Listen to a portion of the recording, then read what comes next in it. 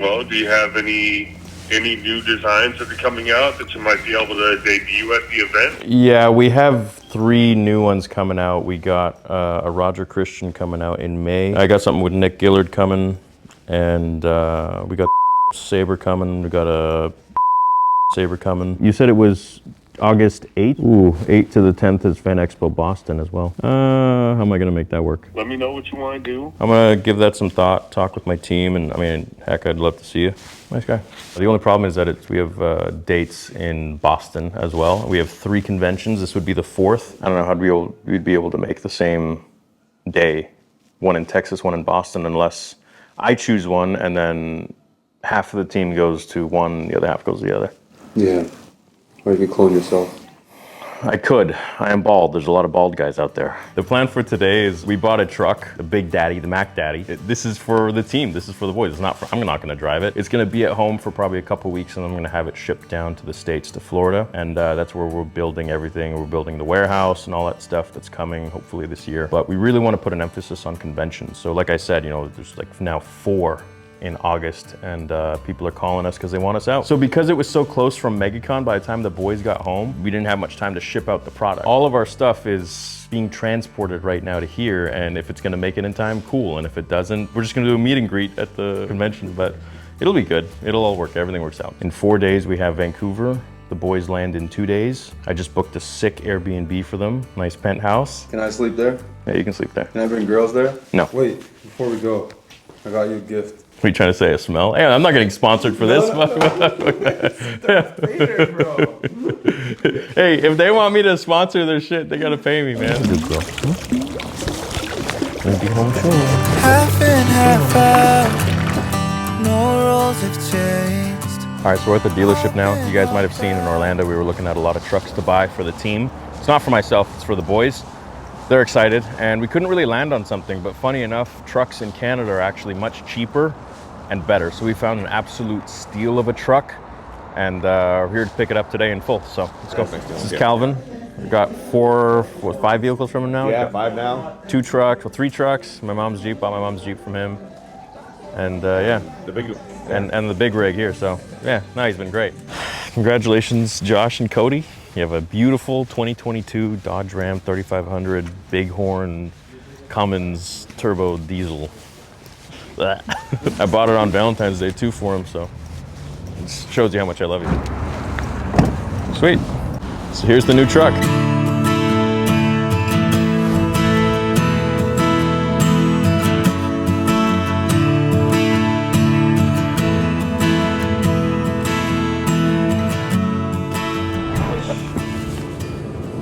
What does it feel like to buy a car now after buying like 5 cars? It's nothing major. Yeah? Yeah, no. Do you just see it as like another step in what you have to do for the business? It's a necessity. It's not like a, whoa, I bought a Lamborghini, like, you know, which I've done with, you know, YouTube and stuff, but this is, I'm not just sitting behind a keyboard, you know, making videos. This is so much more.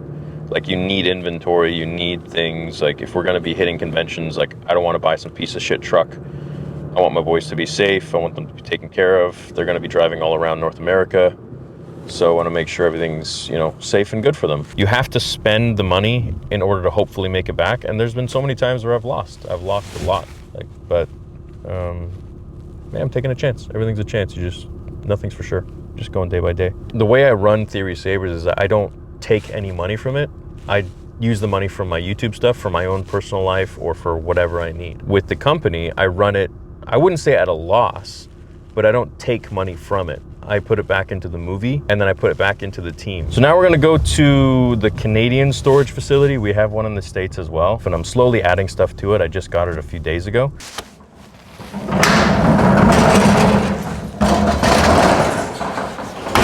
All right. So here's the storage unit of, just for like, we're starting to build already. I got this a few days ago, so now we got some new stuff. We got tables for conventions. We got a whole bunch of like supplies and tools. Lockbox for cash. We got display of sabers. We got shelving units. And then here, in case we have like merch and stuff that we're gonna be adding to conventions in Canada. Our American stuff is already like ready to go.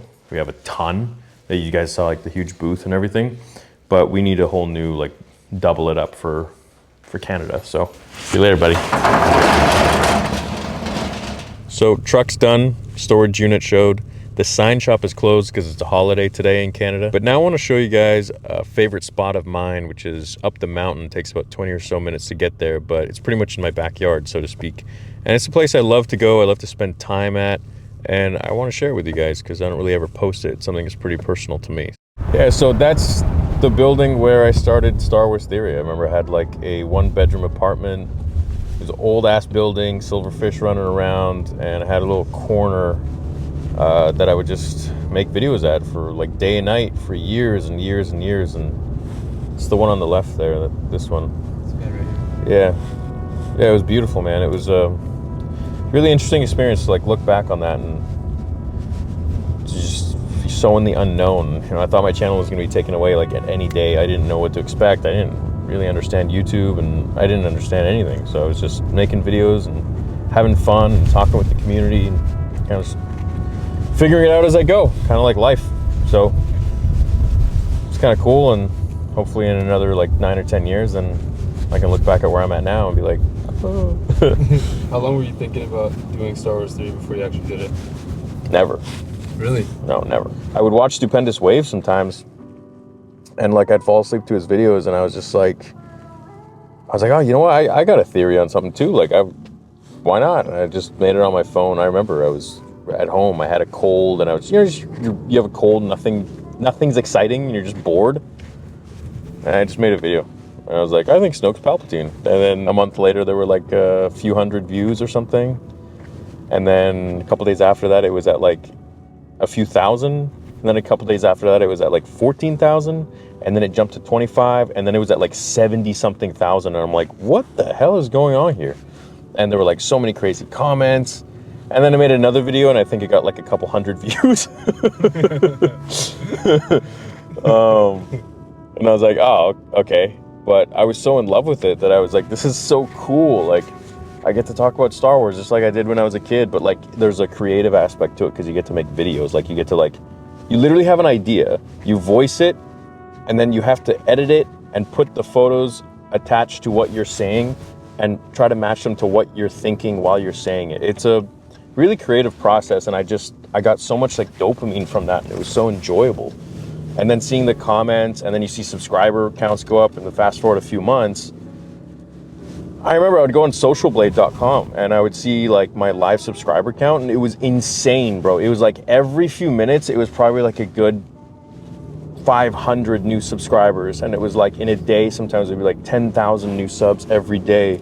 It was insane. I didn't know what was going on. I was just so thankful and like fearful that like it's gonna go away or something, but like I was just really enjoying the ride, and I didn't know how long it was gonna go on for, but it was like a pure labor of love. I would stay up nonstop, late at night, late in the mornings. I'd sleep sometimes 11 a.m. Working all through the night because I would write, record, edit, and sometimes the computer would crash, so I'd have to redo the whole thing. I remember your sleep schedule was crazy. It was horrible, dude. Like there were times where I would be literally, I'd have like I was so sleep deprived, I'd micro sleep within a few seconds, and I'd be like writing scripts for fan fictions and stuff. And I'd, kid you not, I'd wake up and I would have finished the sentence like in my freaking sleep while I was dreaming. It really wasn't healthy. I didn't look good. I didn't like feel good, but I was just so, I don't know. I felt like there was just this energy behind me that was just, there was just something pushing me, and I loved it. It was amazing. That was the first and only time I ever hallucinated in my life. That was a really weird experience of you guys have probably heard it before, but I don't know, did I ever tell you it was a pirate ship that came out of the corner of the ceiling? What? Yeah. You actually thought that? Yeah, it wasn't like, I literally like, I remember like looking at it, like I was like on the computer, and I remember this like pirate ship literally coming out of the wall, and I'm like, what? And I'm like looking at it, and it's like clear, it's like right there, and I'm like, what the hell is going on? I was like, I should probably go to bed, but then I just ended up finishing the video. Yeah, but you know what the funny thing is that there was no intention. There was no intention to build a business or to sell sabers or anything like that. I mean, the first job I ever wanted as a kid was to make lightsabers for George Lucas in movies. That's sick. Yeah. I used to always say that because my parents put me in a computer school, and I got good enough to the point where they hired me. And man, they were, that was a cool time in my life. I was 11 years old, and I was teaching grown adults, like, you know, computer courses. Are you serious? Yeah, like programming, robotics with Lego, and Photoshop. And the Photoshop part was, my course was lightsabers. Like, hey, today we're gonna make a lightsaber. So you'd have like a wooden stick or a broomstick, and then be like, hey, like, let's see yourself like make a lightsaber out of this. And then we would do ones where it's in motion, so you'd have to rotoscope it where it's like an angle, and it was cool. And then you got to change the colors. It was but that was like my dream job. Not too far off now. Not too far off at all. Yeah. That's really cool, man. I feel like younger you would be super proud. He'd be over the A moon. long way home. If it's the last time that we're gonna drive this road, the car just drives itself when we're both letting go.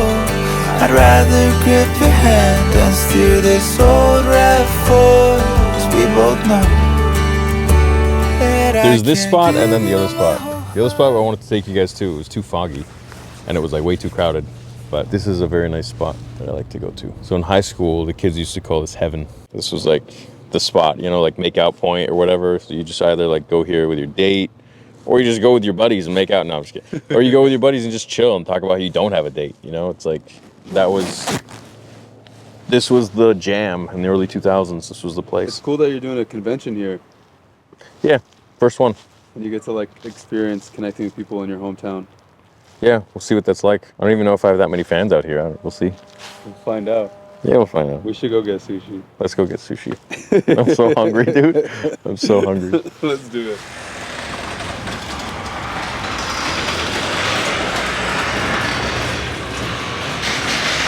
Just stopping at home. This is my mom's visiting, so. Hi, Bubby. Hi, Bubby. This one's going to Texas, I think. This truck? Yeah, I think For so. sure it's going to right? Texas. I've had this since 2018. Then when'd you get this guy? A year ago.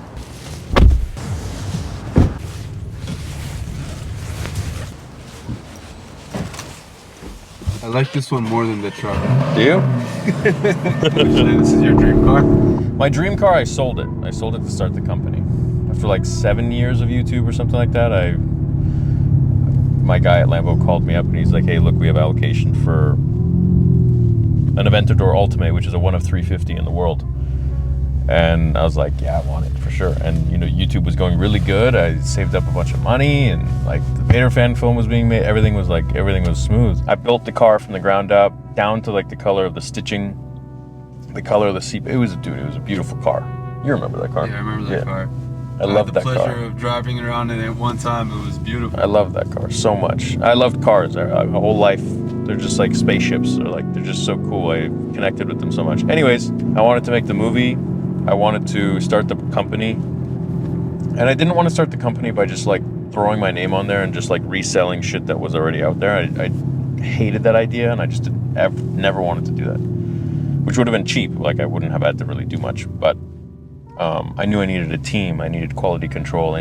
Anyways, to do it the way I wanted to do it, I came down to the point, well, look, I gotta sell this car. The amount of equity that I put into that car was quite a bit. And so I was able to take out just enough to put towards the business and then enough to lease this. So I'm happy with this. But they kind of like locked me in. They're like, in order for you to sell the car, you're gonna have to get one of our other ones. And I was like, it's like, bro, this is so fucking stupid. But that was like my dream car. But yeah, anything after that would probably be like an old school muscle car, like the one Dom Toretto had in Fast and Furious 1. Oh yeah. No farm shit. I make sure I don't skimp out on what goes into my body. So food, water. I abused the hell out of my body when I was powerlifting. I used to eat the most disgusting garbage, like processed, manufactured crap. And I started to learn like, no, dude, like that's not the way to live. I saw you got tagged in that ICC Nashville post. Yeah. Some people aren't happy. Some people are happy, some people aren't happy. Welcome to my life, bro. What are they saying? Well, yeah, it's just the typical stuff. It's like a lot of people think that because I didn't like The Acolyte, and I know like, these are Star Wars shows, I know you know. Yeah. Or like the sequels, or a character who is a girl, like Rey or something, who's just a shit character, or like Osha or whatever these characters were. They think because they're a woman, that the character is a woman, or the person who made it is a woman because of their gender, then that's why I don't like it. Instead of thinking like, oh, it's just a shit story, or it's a shit character, or it's just a poorly written movie, that's why he doesn't like it. But they just can't comprehend that, or they don't want to face reality in their own little dream world, and so they want to just call you an ist or a phobe and just go wild with it instead of the truth, which is like, no, dude, I just think it's a shitty show. Like, sorry, if it was made by men, it would still be a shitty show. These are like weekend fans. They're more so activists and political idealists, like Count Dooku. And they think like, oh, if this person didn't like it, then let's look at the surface level stuff. Like, oh, it's a black character. Oh, he must be racist. So, oh, it's a gay character. He must be homophobic. Oh, it's a woman who wrote this. He must be sexist. He hates all women. It's like they cannot comprehend that, nah, bro, like we grew up with tons of women in Star Wars and we loved all of them because they were well-written characters. It has nothing to do with the gender. It has to do with the actual material itself. And it's like, does it make you feel something? Is it a character that's relatable? And if it's not, then like kick rocks. It's a shit character, or it's a shit writer. The way they do it is not only by making a shit character who happens to be a female, they then make the men look like absolute losers, like cucks. Like they just like castrate the man and destroy any sort of character development that he has gained over the last 40 years of like really hard work just to make the new character, who happens to be a woman, look even more outshining of the ones that came before. It's such a like weird bullshit that I can't get behind. Nobody can get behind. That's why so many people are speaking out about it. But there's a few people that are just like sipping the Disney sauce, and they think that, oh, you know, if you don't like this, then well, you're racist because the character's black. It's like, no, he's a shit character, bro. No, it's insane. You can't just not like or like something. No, you can't. And if you do, then better prepare to get all the buzzwords thrown at you. Which, to be honest, I'm impervious. I don't really give a fuck. You can call me whatever you want.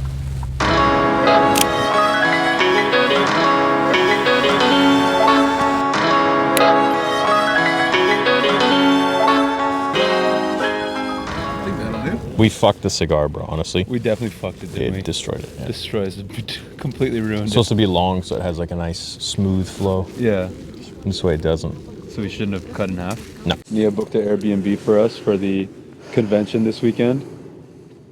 Accidentally booked one wrong date, tried to cancel it. They It only was gave my half fault. his money back. It was my fault. But can I you got the believe receipt it? within 30 seconds. I saw the receipt on the date, and I was like, and I messaged the guy. I'm like, yo, can I get a refund? And he's like, no, I can't do that, but I can waive the cleaning fee for $70. And I'm like, this was got you guys a $3,000 Airbnb for the week.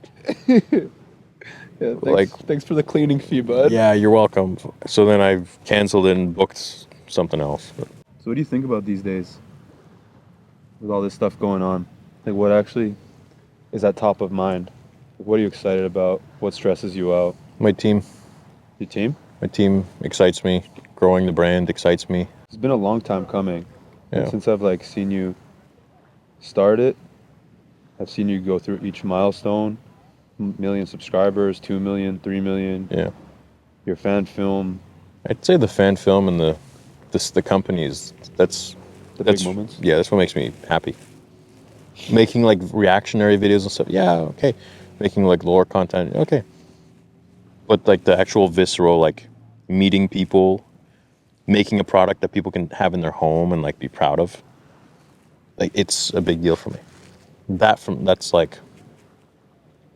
where it's at. That gives you the actual Making a real like movie, not just like talking about like, I want to show it. You still have the same passion for Star Wars? For what it was. Yeah. Yeah. Like, how No. has your passion or thought of Star Wars changed since you started? Well, there's two divisions. Like pre and It's post? what I knew when I was a kid Yeah. with George, and what it's being turned into. And I think a lot of us are fighting hard to change that. And I think eventually I'm just going to get to the point where I'm so focused on my savers and focused on making fan films that's going to be all I do, because it's losing its way. And I think through my own movies and fan films and my own comic book and the movie that I want to make out of that, I think that will do more talking than if I were to make a million videos about what I think they should do. And because at the end of the day, they're going to do what they want to do, and they're doing what they want to do. They have their own vision and their own agendas. But if I really want to make some sort of a impact on my values, then I think I need to show up and show out by making my own stuff. How is this next fan film different from the first one? Like, what are you proud of? Just the technology. Yeah. Yeah, how it looks, where we're taking it. How long has it been now you've been working on it? 6 years and over $500,000 already, because we had to scrap it because the people I hired just didn't have the vision and that I wanted, and they were like, they didn't know what the hell they were doing. They were wasting my time, and I didn't know, so I just trusted them. My fault. But if I can take that money I lost and learn from it, so I don't make the same mistake. Yeah.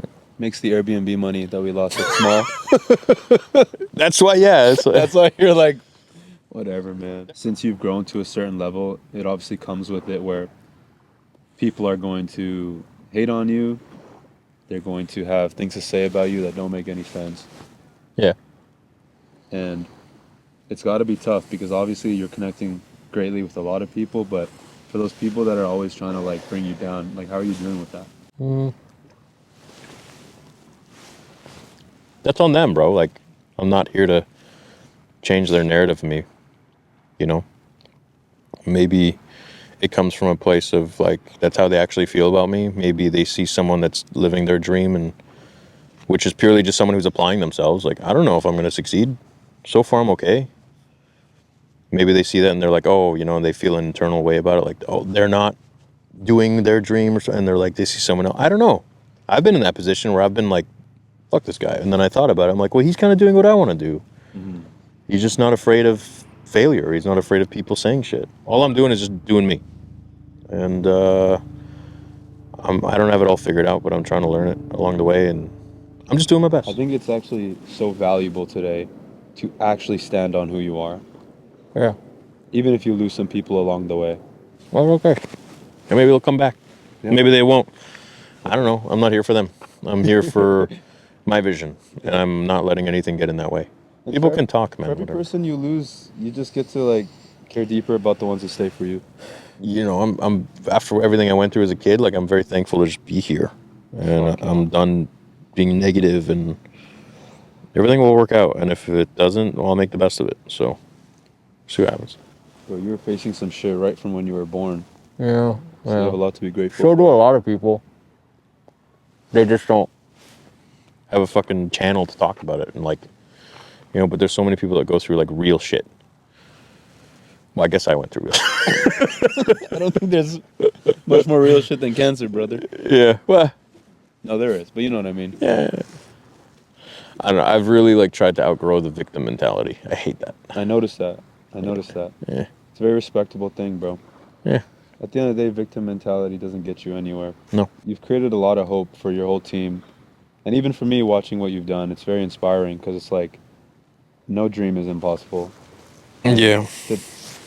I even saw some comments of like a Star Wars channel turning into a full-fledged business with like thousands of people visiting the booth and being excited to talk about the same thing and meet you. And it's really, really special. It shows that like actually anything is fucking possible, but it does take an abnormal amount of work and an abnormal person to make it happen. So I have a lot of respect for what you've done, dude. Well, thanks to the situation that I've been given, you know, by the big guy. Big man upstairs. The big man upstairs, yeah. And just, you know, life tests you, and just perseverance. Keep going through. Don't listen to any doubt. Don't listen to anything. Just keep, every day is a new day. It's a gift. Was there a point where you didn't think it was going to work out? Or did you always believe in yourself? I didn't know, but I knew that I'll never say die. So no matter what happens, if shit hits the fan, you know, I'll always have a plan. I'll always figure it out. And that's, you know, the man I want to be for me, for my wife one day, for my kids one day. I want to be a leader. I don't want to crumble. Let's go see if I have another one in the car. Let's go! Success, Yeah. Oh, fuck yeah. You ever feel lonely? No. You're like, I really appreciate silence, like quietness. That like one person that you're really close with, whether it be a girlfriend or a friend or something, like that's, to me, that's all I need. So, what do you think is next? I think the most important thing is just to share real life. Because real life is something that everybody can relate to outside of fandom or passion or movies. Yeah. And I think using that as like a foundation to connect with people is important, but as a viewer, I want to see somebody like develop and grow. I want to see like where life takes them, and I want to be able to see myself in them. It's kind of like when you beat that one part of the game. Yeah. I've done all the lore. I've done all the fan fictions. I've done all the comics. I've done all, like, how much, I want to go further. Yeah. I want to connect with the people that made it possible. So it's been a big jump from like faceless to finally doing face reveal, Yeah. to doing the conventions, to now doing like your real life through these videos. I Yeah. think it's really cool. It's a risk. Yeah. You're going to lose some people along the way, but then some people are going to, they're really going to vibe with it. Some people have been wanting it for a long time. This feels right. And I think the biggest mistake a lot of people can make is by letting their channel dictate them. No, my audience wants me to do this. I can't. No, man, it's life. You want to do something, do it. So many people are like, oh, I want to make a YouTube channel. Like, what should, and they like make it this huge thing. It's like, just start, man. You'd be surprised, like the random shit that will pop up on my home feed and I'll watch it. And it's just like some dude like literally doing nothing. And I'm like, this is kind of cool, but it's an escape because it's like someone else's life. And the things you don't even notice that are unique or special about your life because you've been just living it, other people can find so much interest in. Maybe. I don't think I'm particularly interesting. Actually, I think I'm pretty boring. I'm pretty routine. You are very like complex yet predictable because you do the same things all the time. Yeah, but I it's do like it all in going different. on in your head rather Yeah. than like on the outside. And then you get to see like it actual turn into fruition. That's the thing, is like seeing the actual action is fun because it's like, oh, that's what was going on in your head when you were so quiet. Yeah, there's a lot going on in here all the time. Even if it looks like there isn't, but No, there is, brother. yeah. There's just not a lot of hair. What do you think? That was apparently the chemotherapy that burned it at such a young age. Jesus. Because it was like, when did I go? I think it was like 1 year old or 6 months old or some shit. 1 year old. I went on chemo. I don't know. Fuck it. That's why when people are like, how do you deal with hate? It's like, bro, I almost died. What the fuck?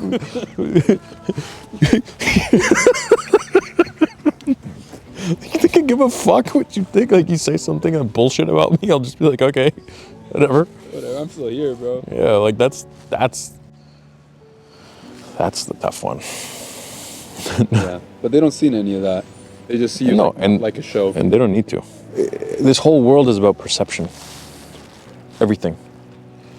How I perceive you, how you perceive me. Is how I perceive you actually you? Is how you perceive me, is that actually me at my core? It's up for debate. I don't know. I think that's why it's important to, well, at least I find passion in making this kind of content is because it just shows another layer that isn't always there. Yeah. It's fun, man, you know? Yeah, it is fun. Should we head back? Yeah, let's do it.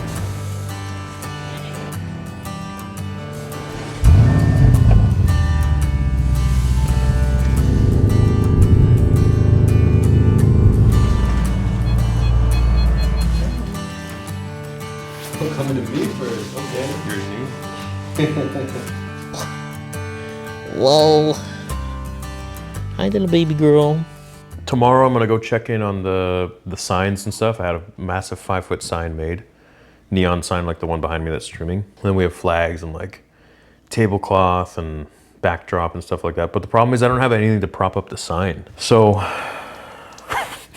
we'll see what it looks like. It's not gonna look as good as America, but it'll be good. And then Wednesday, both of the boys come, Nick and Cody. And then we just settle in, chill, get some dinner. Thursday, it's gonna be mayhem. We're gonna have to go pick up a lot of stuff, take it to the convention, set up the booth 801. Hopefully the product comes on Wednesday, which is the day the boys come. Like, fuck, if the product doesn't come, I mean, that'll be interesting. But it's just very fast. Like, MegaCon was quick, and like getting set for that was like maybe like a 3-week span, which was tough. Like we built everything like within 3 weeks. 1 week turnaround for Vancouver. But yeah, here's to a good week. Hopefully seeing a couple of you guys, and hopefully everything turns out good. That's all you can do. Dude, I like how casual it is. I feel like since Yeah. I get to just hang out with you and just spend time with somebody I care about and you're talking to me that way, I think the viewers are going to feel the same way, and that's really important. Yeah. It's not always just like, hey, what's up, guys? No. You know what I mean? It's just like you're hanging out with a friend. Yeah. It's important. Yeah, it's good. It's casual. Yeah, it's casual, man. One thing I really want to do as well, like it's like didn't really talk about, is release my own clothing brand that I've had in my mind for years. Something that like really means a lot to me. Like beyond the merch and stuff? Yeah, not attached to. It's more attached to like my life and my mindset. Okay, like what? Like, so when I was going through chemo, my dad put me in kickboxing when I was 3.5, Yeah, and I went into martial arts till I was like 14 or something. yeah. And he always had this phrase for me that was very, very important when I would spar.